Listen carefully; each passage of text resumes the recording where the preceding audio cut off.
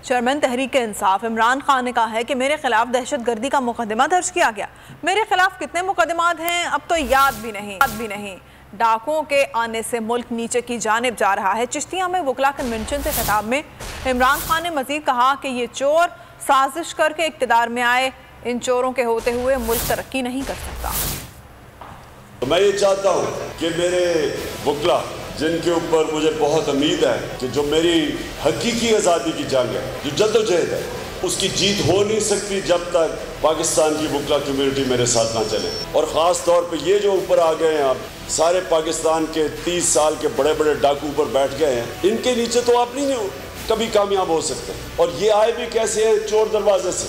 जो नवाज शरीफ वो एक एब्सकॉन्डर है जस्टिस से, वो सजा याफ्ता है।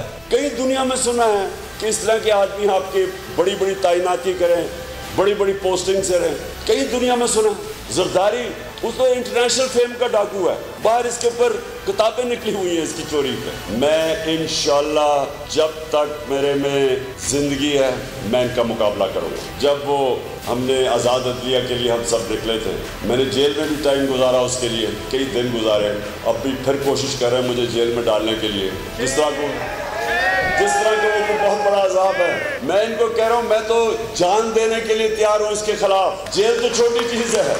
ये जब से 4 महीने पहले चोर आए हैं, आज आप मुल्क की कोई इकोनॉमिक इंडिकेटर ले लें, पाकिस्तान की तारीख में सबसे ज़्यादा महंगाई हुई है 4 महीनों में। कभी इतनी महंगाई नहीं हुई, कभी इस तरह का मुल्क के अंदर रुपया रिकॉर्ड गिरा नीचे। बिजली के बिल अभी ये और बढ़ने वाले हैं।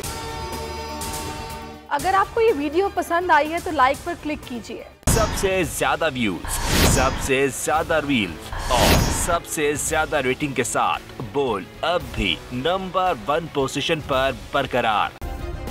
सब्सक्राइब करें और बेल दबाएं ताकि कोई खबर रह न जाए।